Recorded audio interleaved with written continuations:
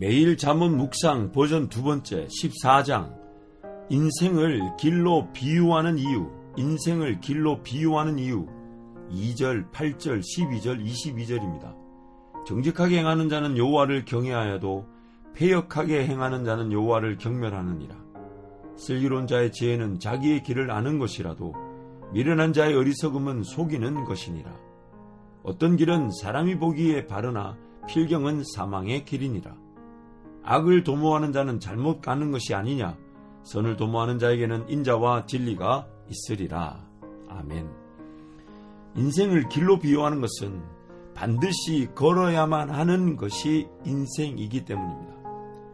목적과 목표 그리고 방향과 속도가 적절한 균형과 질서를 인생은 가지고 있어야 하기 때문에 그 길에 비유되는 것입니다. 항상 목적하는 바 목표가 있고요.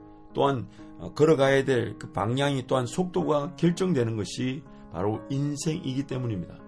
심지어 내가 걷지 않는다고 해서 인생이 가만히 멈추어 있지 않기 때문에 인생을 길로 비유하는 거죠. 목적과 목표가 있고 또한 방향과 속도가 결정되는 이 적절한 균형과 질서를 필요로 하는 것이 인생이기 때문에 인생을 길로 비유하는 것입니다. 그렇다면 길이라는 기준에서 인생을 살펴보면 인생을 좀 더 쉽게 이해하고 분별할 수 있습니다. 첫 번째, 길, 즉 인생이 무엇을 추구하고 목적하는가를 이 길이라는 것을 통해 파악할 수 있습니다. 그래서 오늘 2절 말씀, 정직하게 행하는 자는 여호와를 경외하여도 패역하게 행하는 자는 여호와를 경멸하느니라. 세 번역으로 보면요, 바른 길을 걷는 사람은 주님을 경외하지만 그릇된 길을 걷는 사람은 주님을 경멸한다. 바른 길을 걷는 사람은 하나님을 경외하는 자임을 드러냅니다. 누가 뭐라 하든 정직하게, 좀 심지어 돌아가는 듯좀 보이고 늦게 가는 것처럼 보여도, 또 일이 안 되는 것처럼 보여도 하나님이 이 내 삶을, 내 길을 지켜보고 계시기 때문에 난 이렇게 가야 합니다. 그 바른 길을 걷는 것이 즉 하나님을 경외하는 것임을 드러내는 것이죠. 반면 그릇된 길, 잘못된 길을 걷는 자들은 하나님을 무시하는 것입니다. 하나님을 두려워하지 않습니다. 지금 당장의 이익을 위해 불의와 불법 그리고 부정을 서슴지 않습니다. 타인에게 피해를 주든 말든 자기 자신의 배만 불리려고 합니다. 내가 먼저 잘 돼야 한다는 생각이 점점 나만 잘 돼야 한다는 생각으로 더 위험해집니다.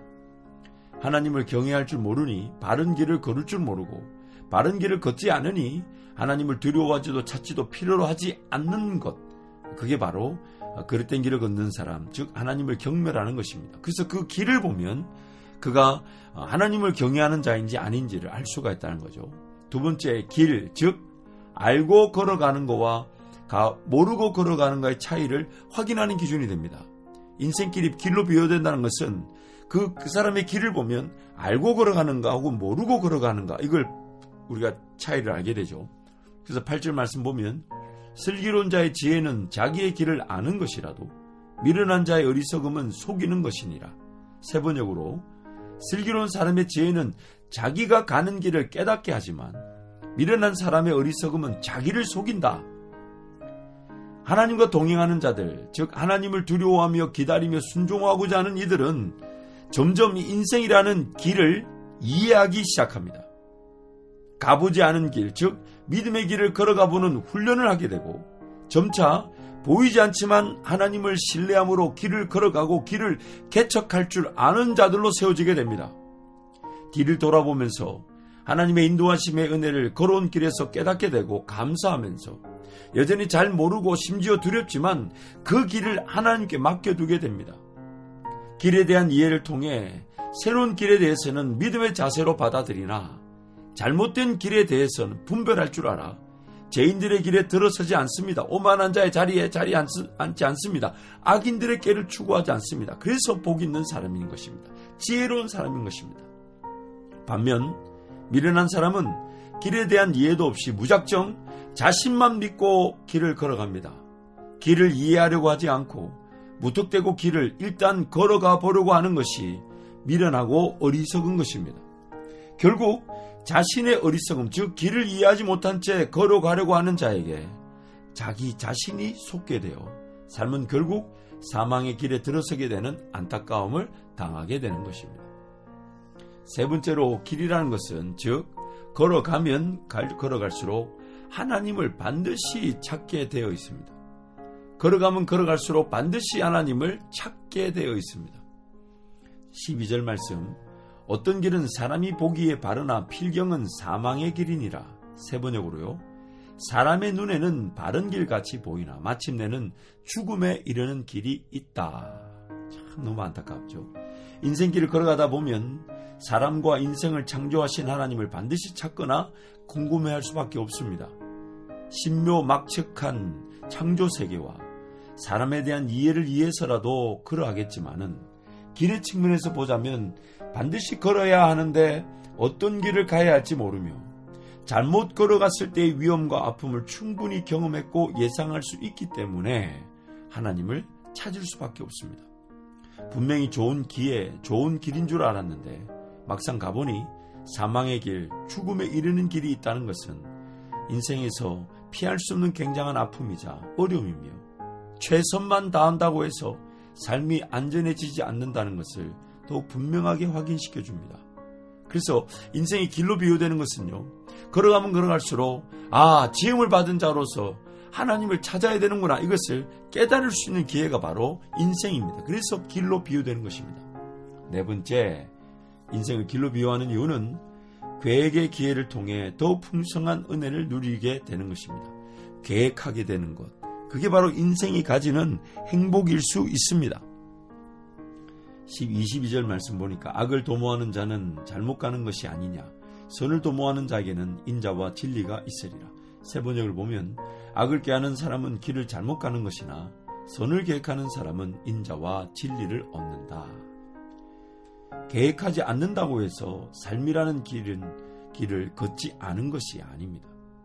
계획하지 않은 순간에도 삶은 걸어가야만 하고 또한 반드시 걸어야만 하는 길, 인생은 걸어가고 있습니다. 즉 계획하지 않았다면 계획하지 않은 길을 걸어가 뜻밖의 결과 이 열매를 반드시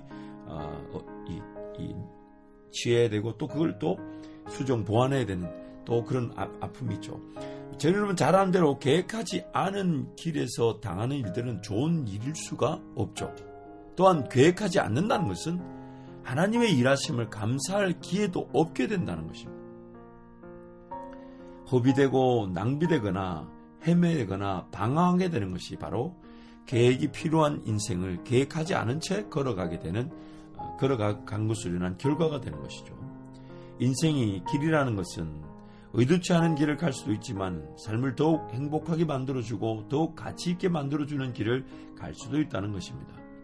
그러한 인생길이 계획되어질 수 있다는 것입니다. 선한 일, 선한 역사를 계획할 기회로서 인생길을 걸어갈 수 있다는 것입니다.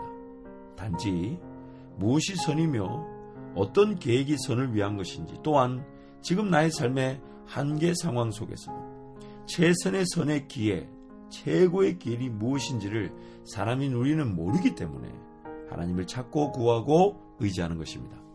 만약 선을 계획하지 않는다면 삶은 자동적으로 악의 길을, 또한 악을 꾀하는 길을 걷고야 맙니다.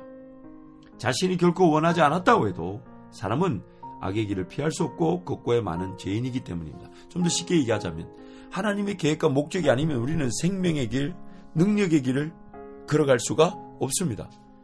또한 하나님과 동행하지 않으면 내 길은 자동적으로 죄의 길, 사망의 길을 반드시 걸어가게 됩니다. 왜냐하면요, 우리는 이미 죄와 사망의 길에 들어서 있는데 하나님을 따를 때 죄와 사망의 길을 벗어나는 것이지, 하나님을 따르지 않으면 우리는 원래 가던 죄와 사망의 길을 반드시 가고 말고 반드시 죄를 짓고 맙니다. 그러므로 인생은 길입니다. 하나님과 동행할 기회로서의 길인 것입니다. 하나님을 만나고 하나님과 동행하게 되면 걸어가는 내내 인생길은 행복과 자유를 맛보게 되고 매일매일이 하나님과 동행하는 기쁨을 누리다가 마침내는 천국 번향에 이르러 하나님만을 영원히 기뻐하는 영원한 천국의 삶을 살아가게 되는 것입니다.